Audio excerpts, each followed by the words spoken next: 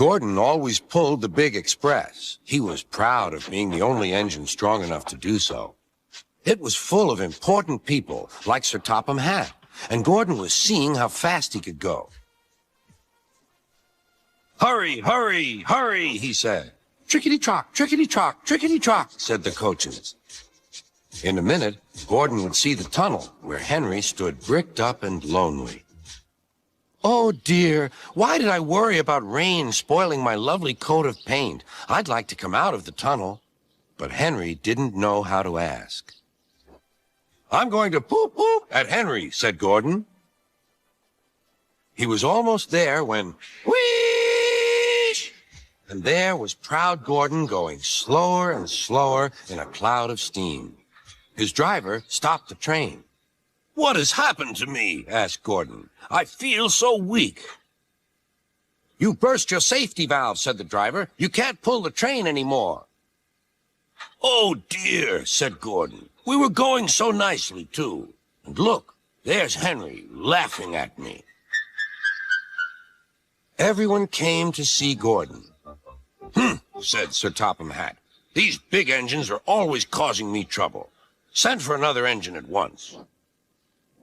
While the conductor went to find one, they uncoupled Gordon, who had enough puff to slink onto the siding out of the way.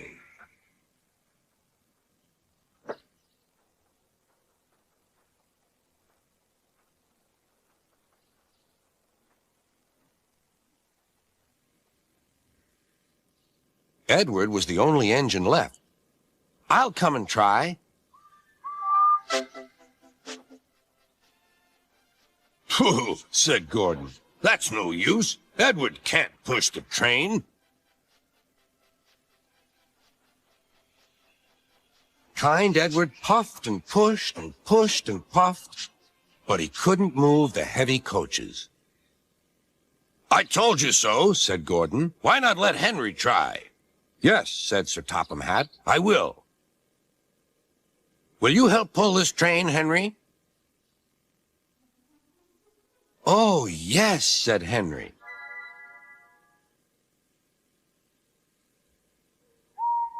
When Henry had got up steam, he puffed out. He was dirty and covered with cobwebs. "Oh, I'm stiff," he groaned. "Have a run to ease your joints and find a turntable," said Sir Topham Hatt.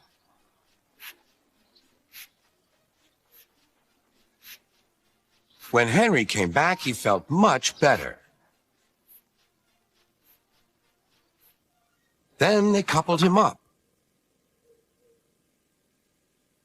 "Beep, beep," said Edward. "I'm ready." "Beep, beep, beep," said Henry. "So am I." "Pull hard, we'll do it. Pull hard, we'll do it." They puffed together.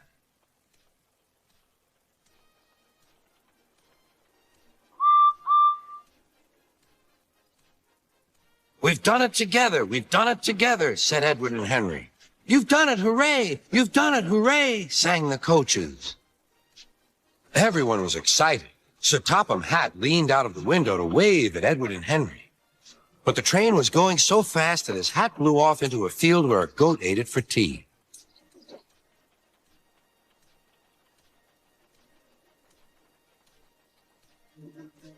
They never stopped till they came to the station at the end of the line.